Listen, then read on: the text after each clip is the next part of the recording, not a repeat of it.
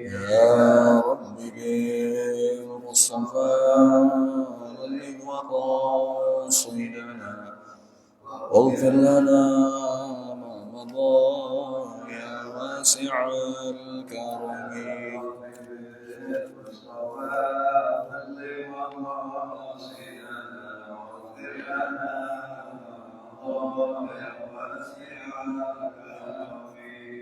يا رب بالمصطفى بلغ مقاصدنا واغفر لنا ما مضى يا واسع الكرم.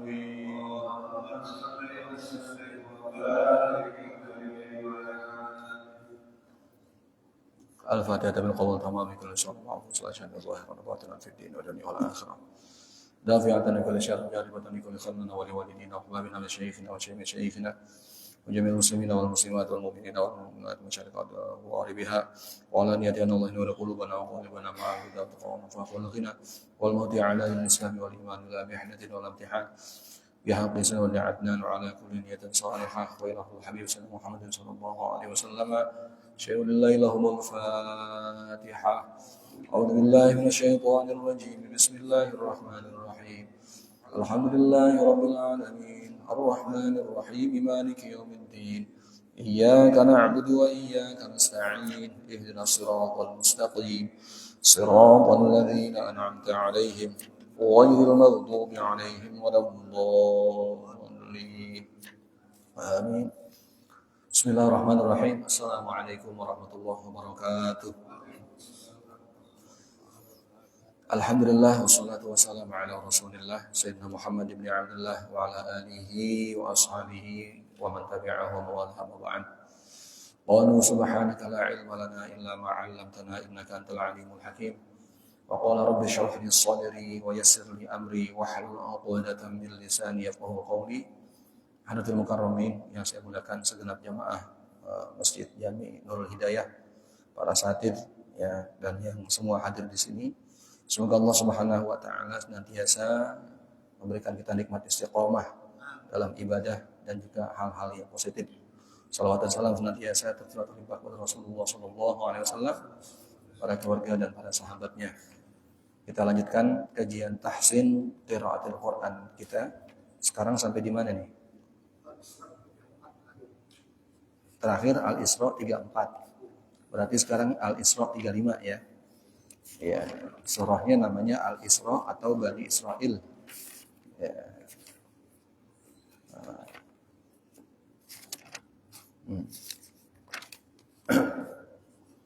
Ayat 35 sekarang. Wa'uful kaila. Ya, baik. Kita baca ayat-ayat muter gitu ya. Al-Isra ayat 35. أعوذ بالله السميع العليم من الشيطان الرجيم بسم الله الرحمن الرحيم وأوفوا الكيل إذا كلتم وزنوا بالقسطاس المستقيم ذلك خير وأحسن تأويلا. Lanjut. ولا تقف ما ليس لك به علم إن السمع والبصر والفؤاد كل أولئك كان عنه مسؤولا.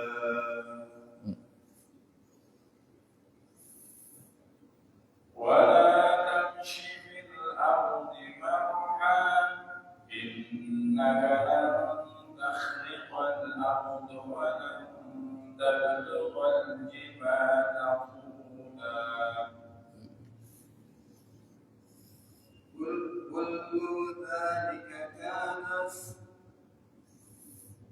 كل ذلك كان سيئه عند ربك مكروها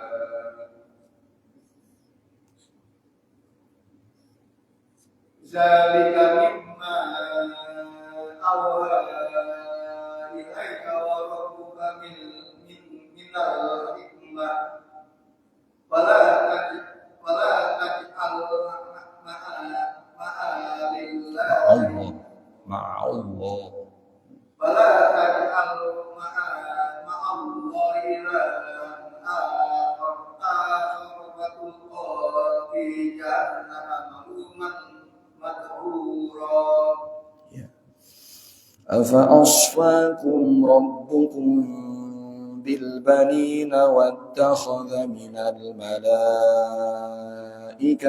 إناثا إنكم لتقولون قولا عظيما. Sebentar ya, di sini ada hukum afa asfakum rabbukum bil banin. Ada mim mati ketemu ba. Sepakat ulama menamakan hukum ini dengan ikhfa syafawi. Ikhfa artinya menyamarkan. Syafawi artinya huruf bibir. Apa yang dimaksud huruf bibir di sini? Yaitu huruf mim sukun. Ya. Karena mim termasuk huruf apa? Huruf syafatain, huruf bibir. Jadi suara mim sukunnya disamarkan. Ikhfa syafawi artinya menyamarkan suara mim mati apabila bertemu dengan ba. Jadi apabila mim mati bertemu dengan ba, itu mim matinya harus disamarkan suaranya. Bagaimana cara menyamarkan suara mim mati? Ini terbagi dua madhab. Ya. Kalau madhab ulama salaf, madhab ulama salaf itu membacanya dengan itbaq bila kaz. Apa itu maksudnya? Merapatkan dua bibir, tapi merapatkannya asal nempel aja. Ringan, ngerapatinnya ringan. Kalau kita menyebut am itu kan berat, nempel banget ya.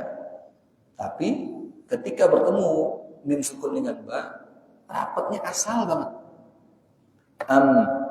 Tapi ringan. Contoh di sini. Afa asfakum rabbukum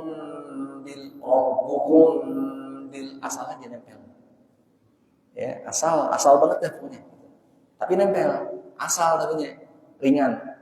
Itu cara yang pertama itu, yang biasa dibaca oleh ulama-ulama salaf. Kemudian ada pendapat ulama kontemporer itu mim mati dengan bertemu dengan ba itu disamarkannya dengan cara furjah. Furjah itu jadi membuka bibir sedikit banget. Ya, membuka bibir sangat sedikit. Jadi nggak nempel, buka dikit banget. Ya.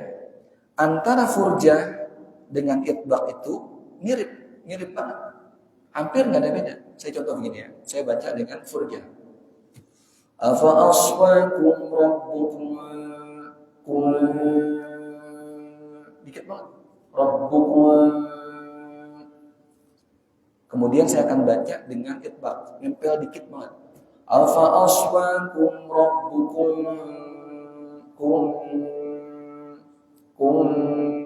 nempel dikit. Mirip gak kira-kira? Mirip banget ya. Jadi bisa dua-duanya. Baik dengan cara furjah maupun dengan cara itbaq, ya. Karena mirip dua-duanya gitu ya. Itu yang dimaksud dengan apa? Ikhfa syafawi. Boleh dengan furjah atau boleh dengan itbaq bila kaz. Nah, kemudian mim mati bertemu ba dinamakan ikhfa syafawi. Karena memang hukumnya mim mati ketemu ba. Terus iqlab gimana? Iqlab prakteknya sama dengan ikhfa syafawi. Ya, karena iqlab itu kan mengganti, menukar. Menukar apa? Menukar nun mati atau tanwin ditukar dengan apa? Mim mati. Ketika apa? Ketika nun mati bertemu ba. Nun mati, tanwin, ketemu ba nih. Nun mati ditukar sama apaan? Sama mim mati. Kan ujungnya sama. Mim mati ketemu ba, mim mati ketemu ba. Kan sama juga. Cuman bedanya apa? Kenapa? Karena kalau iqlab asalnya nun mati atau tanwin. Sedangkan ikhfa syafawi memang mim mati. Jadi sama bacanya gitu loh. Antara iqlab dengan ikhfa syafawi sama cara bacanya. Mimnya diapain? Disukunkan, disukunkan atau dia apa? Disamarkan gitu, ya. Ya, silakan dilanjut ayat berikutnya.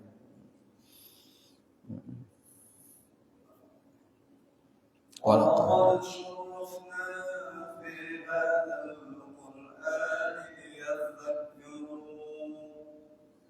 وما يزيدهم إلا نفورا Ya. قل لو كان معه آلهة كما يقولون إذا لابتغوا إلى ذي العرش سبيلا. Ya, ini kan mirip-mirip hurufnya ya. Ila dzil arsy sabila. Ada shin kemudian bertemu dengan sin. Ya. Ya.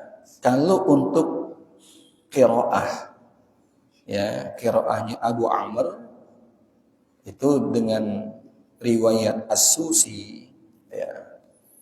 Abu Amr al-Basri melalui riwayat As-Susi itu membacanya dengan idgham kamil. Ya, kalau riwayatnya As-Susi bukan riwayat kita nih. Kalau kita kan riwayat Hafs nih. Ya. Kalau As-Susi itu dengan cara diidgham. Qul law kana ma'ahu alihatun kama yaquluna idzal labtaghaw ila dzil 'arsy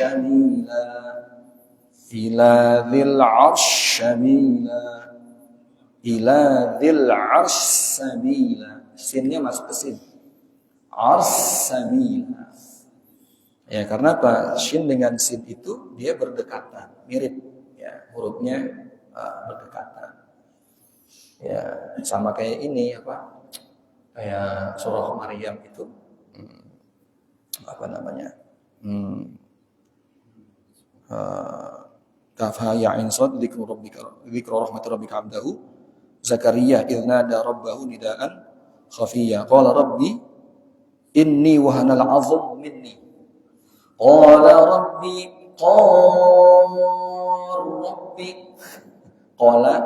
menjadi apa? Rabbi, lam dengan ra masuk. Itu kalau riwayat Susi, As-Susi. Rabbi inni wahanal 'azmu minni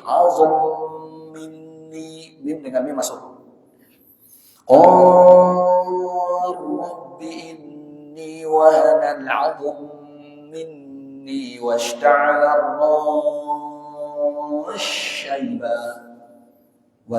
ar-ra'su syaiba menjadi washta'ala ar-ra'su syaiba. Ya, itu kalau berdekatan hurufnya mirip gitu ya.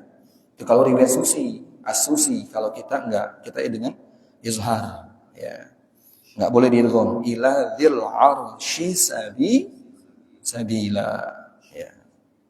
Ternyata idgham itu banyak ya. Kalau di kita ada, di kita idgham kamil dengan mutaqallibain ada. Contoh, qul rabbi menjadi apa? Qul rabbi. Tapi syaratnya itu huruf pertama sukun. Qul lam sukun. Rabbi berhidup. Kalau ini enggak. Dia enggak mesti sukun. Pokoknya deketan aja. Masuk dia. Iya. Qala rabbi, qor rabbi. Padahal lamnya hidup kan? Inni wahanal azmu minni. Azmu kan hidup tuh mimnya. Bertemu dengan mim hidup. Azm minni. Dia masuk juga. Riwayat As-Susi ya. Baik, lanjut silakan. Subhanahu wa ta'ala amma yaquluna 'uluwan kabira. Wawunya jangan dipanjangin dalamnya. Uluwan nggak boleh. Uluwan ditasbih aja. Coba. Subhanahu wa ta'ala amma yaquluna 'uluwan kabira. Ya. Tusabbihu lahu as-samawati as-sab'u wal ardu wa man fihin. Wa in min shay'in illa yusabbihu bihamdihi walakin la tafqahun. Walakin la tafqahuna yasbihahum. Tasbihahum. Walakin la tafqahuna tasbihahum. Ya. Innahu kana haliman ghafura. Tusabbihu lahus samawati sab'u. Tusabbihu senantiasa bertasbih lahu kepadanya. Kepada siapa? Kepada Allah. Siapa yang bertasbih? As-samawati sab'u. 7 langit. Jadi 7 langit itu makhluk. Ya, bertasbih senantiasa bertasbih karena ini pakai fi'il mudhari'. Tusabbihu lahus samawati sab'u. 7 langit itu senantiasa bertasbih. Siapa lagi? Wal ardu, dan juga bumi. Jadi 7 langit dan bumi itu bertasbih, senantiasa bertasbih kepada siapa? Kepada Allah. Wa man fihin, dan siapa saja yang ada pada mereka, yaitu baik yang ada di langit maupun yang ada di bumi, semua apa? Bertasbih kepada Allah.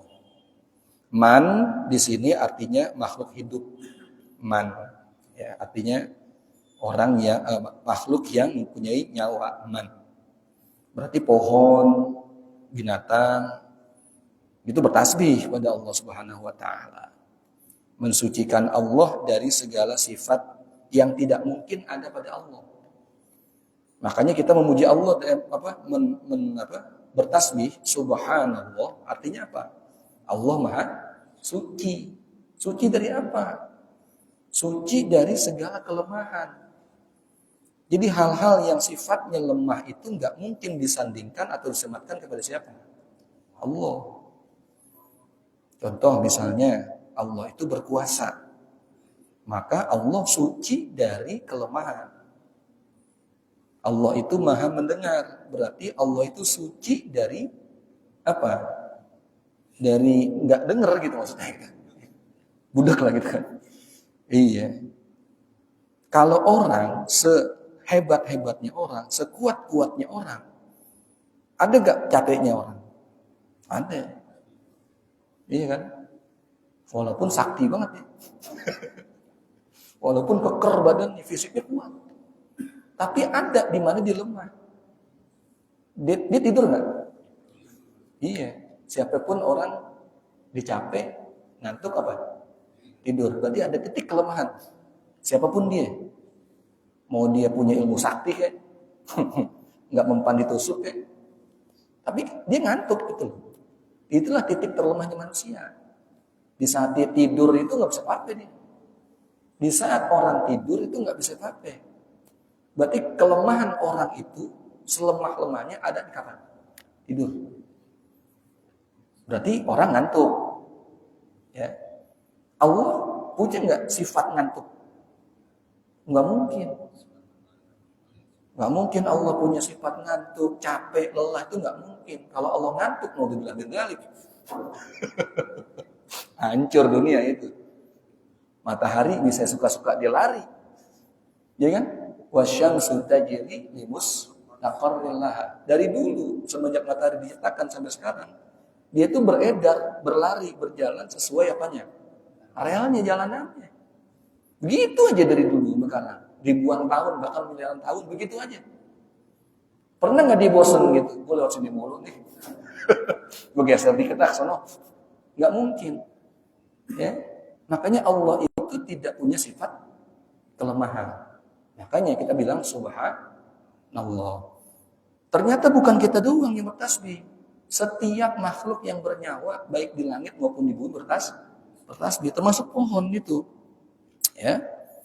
Wa im min syai', dan tidak suatu pun illa yusabbihu bihamdih, kecuali semuanya bertasbih kepada Allah. Walakin, tetapi la tafqahuna tasbihahum. Kalian wahai manusia itu tidak mengerti, tidak memahami bagaimana cara mereka bertasbih. Nggak tahu kita. Tahunya tasbih aja pohon. Cuma kita nggak ngerti caranya gimana. Berarti kita nggak dengar. Dan ternyata ada penelitian, saya lupa ya tahun berapa gitu ya. Jadi ada peneliti ini penasaran gitu ya. Ini pohon ini dia bersuara apa enggak sih? Akhirnya dibikinlah suatu alat yang bisa menangkap suara dengan frekuensi rendah. Dibikinlah itu alat gitu ya. Ternyata bersuara. Dan ritme suaranya sama, tek tek tek gitu ya. Berarti kan dihidupin, dia bersuara layaknya manusia. Cuman kalau manusia itu dia bisa nyanyi, dia bisa marah gitu ya, macam-macam suaranya sesuai frekuensinya. Kalau pohon enggak. Di sini berarti ada sinyalemen bahwa pohon itu berbicara, mengeluarkan suara. Ternyata apa? Tasbih dia. Cuma kita nggak paham aja. Jadi benar kata Allah, walakin la tafqahuna tasbihahum. Kalian nggak ngerti gimana cara mereka bertasbih. Tapi mereka bertasbih kok. Karena di juz 28 tuh banyak yusabbihu lillahi ma fis samawati wa ma fil ardh wa huwal azizul hakim. Kan banyak tuh ayat juz 28, nanti buka aja tuh. Di surah Al-Jumu'ah ada tuh yusabbihu, ada sabbaha. Gitu. Artinya gini. Ketika pohon itu bertasbih, hewan, ikan itu bertasbih, semut itu bertasbih, manusia kalau bertasbih bangetan. Kebangetan manusia kalau nggak apa? Iya kan, benar kan? Ya kalau pohon aja bertasbih kok, semut aja bertasbih. Ya. Bahkan Allah ini ada cerita nih, ini ada ceritanya. Ini ada hikayat. Allah benar atau tidak Allah. Ini pernah begini, Nabi Daud itu pernah ngelihat ulat kecil gitu ya, ulat kecil. Kemudian dalam hatinya berpikir gini, Nabi Daud, dalam hatinya, ini Allah maksudnya apa ya? Nyiptain makhluk kayak dia nih, udah kecil, gatal lagi gitu. Ini dalam batin gitu, batin. Ini Allah maksudnya apa nih ya? Manfaatnya apa sih ini ulat kecil begini? Ya, yang ngapain sih Allah nyiptain ulat kecil gatal gitu loh? Manfaatnya apa gitu? Jadi berpikir gitu Nabi Daud nih, berpikir begitu. Ternyata ngomong itu. Ulat ini dengan izin Allah Subhanahu dia ngomong, dia bersuara sehingga dimengerti oleh Nabi Daud. Apa yang dikatakan oleh ulat kecil ini? Wahai Daud, aku ini paling tidak bertasbih ini sehari 100.000. Aku ini bertasbih paling tidak sehari berapa? Langsung tersungkur Nabi Daud. Bertasbih kepada Allah Subhanahu wa taala, dia menyadari ternyata apa? Rabbana ma khalaqta hadza batila. Nah, kalau ulat sekecil itu gatel dia bertasbih kepada Allah paling tidak sehari 100.000. Lah kita manusia. Harusnya apa? Oh iya dong, kenapa? Karena kenikmatan yang kita peroleh lebih banyak dibanding semut. Ya kan ini logikanya. Orang semakin diberi banyak kenikmatan, fasilitas, kan dia semakin apa? Semakin ngandi. Coba dah, karyawan dari mulai OB, kemudian dikasih fasilitas, dinaikin gajinya, kan nggak mungkin dia leha-leha. Semakin tinggi jabatan, semakin rajin dia, kan begitu. Kenapa? Dia balas jasa dong. Perusahaan gaji saya sekian, ya maka kerja saya harus sekian, kan begitu. Artinya apa? Di sini kan tamparan kita semua nih. Nah kalau semut, ulet sehari 100.000, lah kita malas banget pikir tuh. Iya, ya. Ternyata apa? Amal ibadah kita nggak ada apa-apanya dibanding nikmat Allah yang Allah berikan. Jadi sehebat apapun ibadah kita itu nggak ngaruh bagi Allah itu. Kita nggak ibadah, kita ibadah nggak ngaruh bagi Allah. Allah begitu aja udah. Berarti apa? Ibadah itu bukan Allah yang perlu untuk diibadahi, tapi kita. Oh gitu. Sebagai bentuk penghambaan. Itu. Wa ma khalaqtul jinna wal insa illa liya'budun. Kamu itu diciptakan oleh Allah untuk sholat. Paling gampang dah. Ibadah itu kan yang paling gampang apa? Sholat. Saya contohkan yang paling gampang saja. Wahai manusia, saya menciptakan, kata Allah gini, saya menciptakan kamu untuk ibadah, untuk sholat. Artinya apa? Kalau kamu hidup, kemudian kamu nggak sholat, kamu nggak ibadah sama saya, wah terlalu kamu. Sama halnya, ya, ada orang ditugaskan untuk jaga rumah. Security dah. Kan digaji tuh, sama tuan rumahnya, ya nggak? Sama bosnya kan. Coba aja dia nggak kerja, dia tidur aja begitu, main catur. Ya. Ada maling nggak kita tahu. Kira-kira yang punya rumah marah nggak begitu? Udah gaji loh, kok nggak bisa sih begini dong? Ya kan gitu ya. Ya. Nah jadi Allah Subhanahu Wa Taala mengatakan saya menciptain kamu bakal ibadah, udah. Adapun kamu makan, kamu kerja, kamu nyari duit. Ya, kamu yang ngapain selain ibadah itu bonus, itu hiburan. Paham nggak maksudnya? Iya.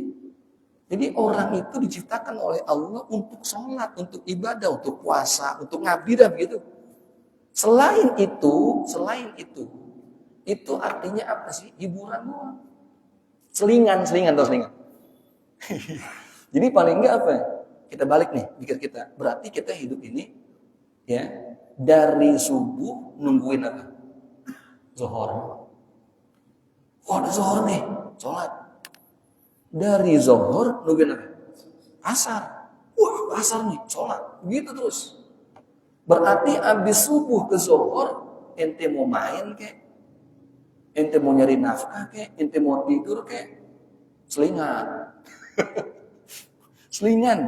Nah sekarang gimana nih kita nih? Kita lebih banyak selingannya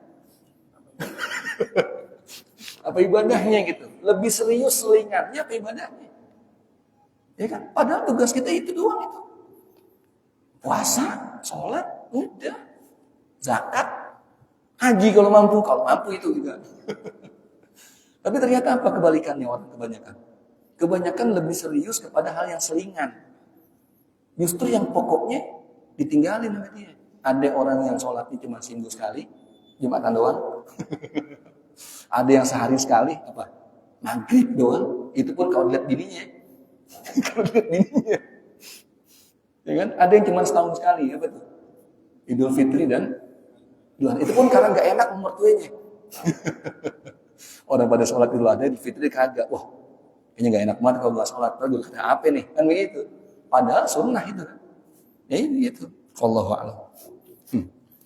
Ya lanjut Pak, silakan.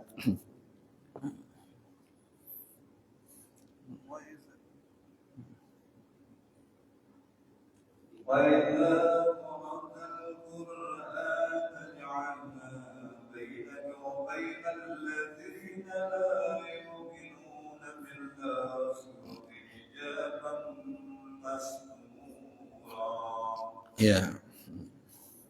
وجعلنا على قلوبهم أكنة أن يفقهوا وفي آذانهم وقرا وإذا ذكرت ربك في القرآن وحده ولوا على أدبارهم نفورا.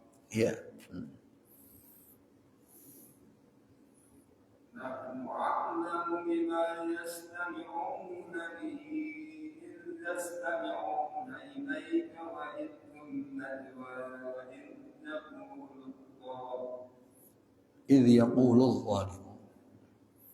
وإذ هم نجوى إذ يقول الظالمون إن تتبعون إلا رجلا مسحورا. Pendekin juga. Illa rajulan in tattabi'una illa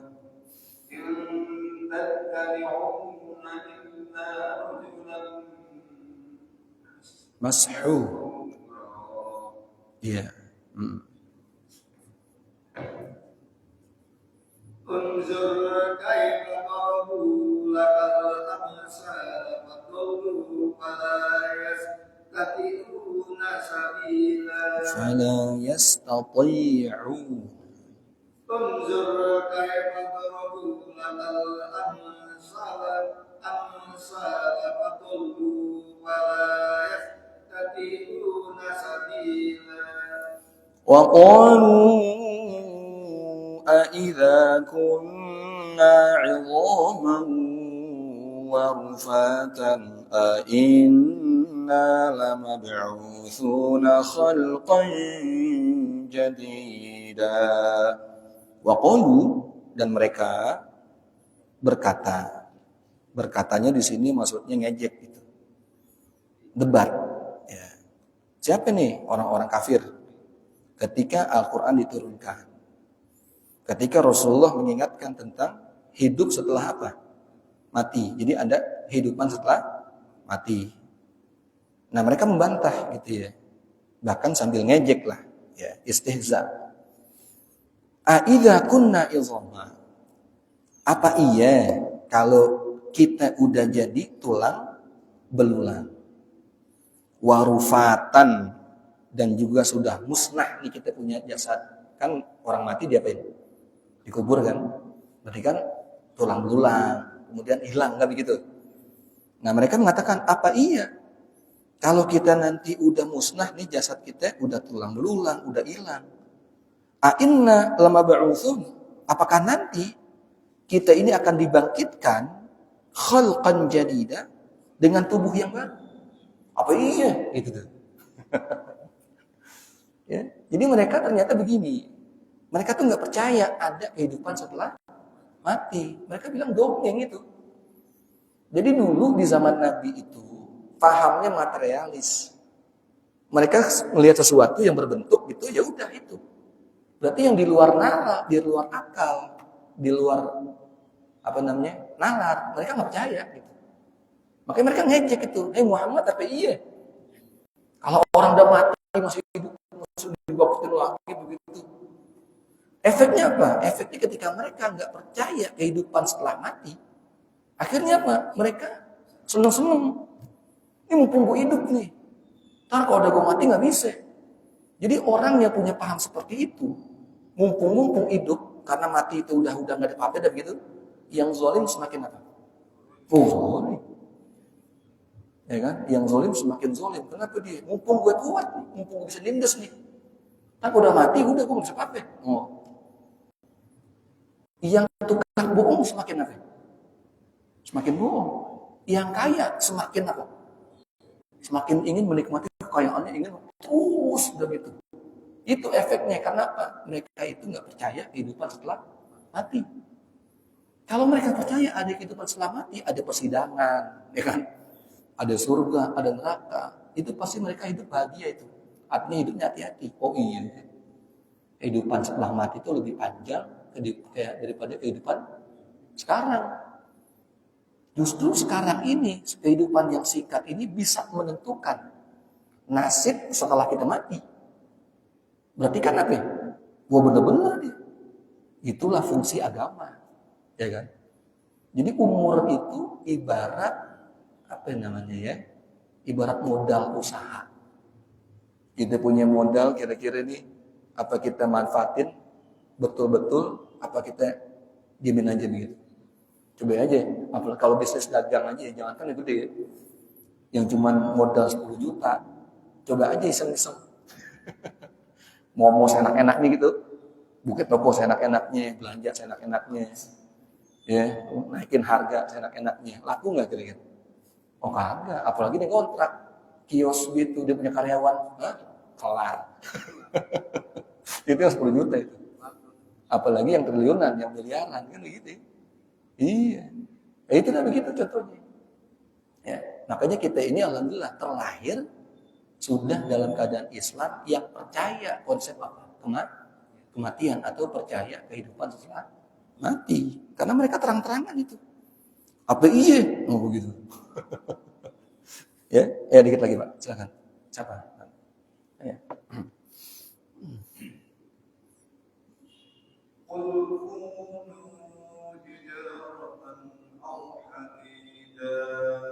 Ya.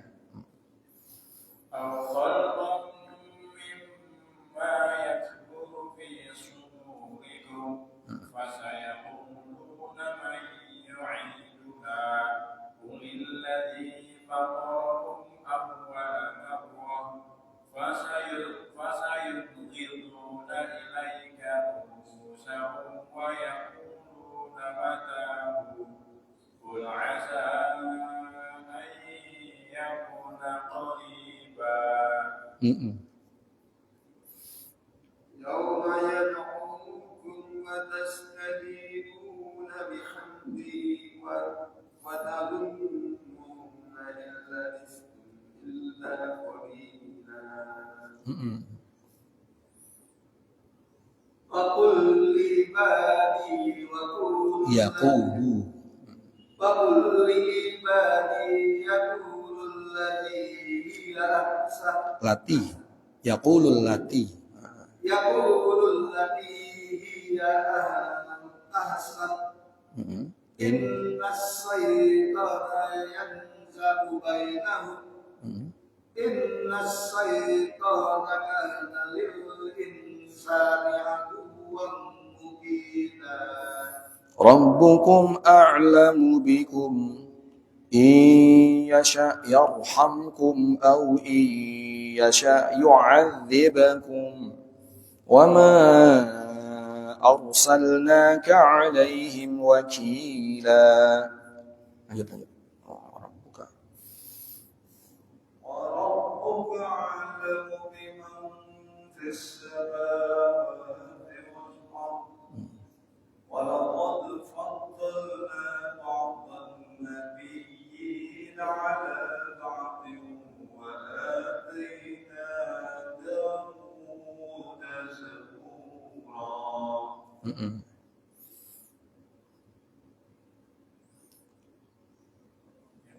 قل ادعوا الذين زعمتم من دونه فلا يملكون كشف الضر عنكم ولا تحويلا أولئك الذين يدعون يبتغون إلى ربهم الوسيلة أيهم أقرب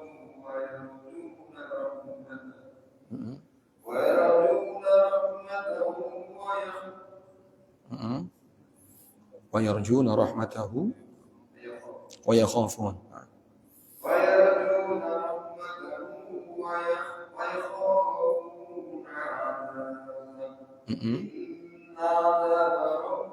كان محذورا.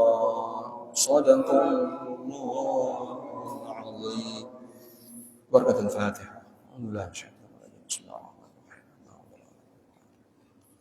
إياك نعبد وإياك نستعين صراط المستقيم صراط الذين أنعمت عليهم غفرنا كريم يا أرحم الراحمين. الحمد والله بحق الفاتحة وسر الفاتحة بركة وكرم الفاتحة أن تفتح لنا أبواب العلم وأبواب الفهم وأبواب الرشد وأبواب العلم. ربنا آتنا في الدنيا حسنة وفي الآخرة حسنة وقنا عذاب النار. صلى الله على سيدنا محمد النبي الأمي وعلى آله وصحبه وسلم. دعواهم فيها سبحانك اللهم وتحيتهم فيها سلام وآخر دعواهم أن الحمد لله رب العالمين. السلام عليكم ورحمة الله وبركاته.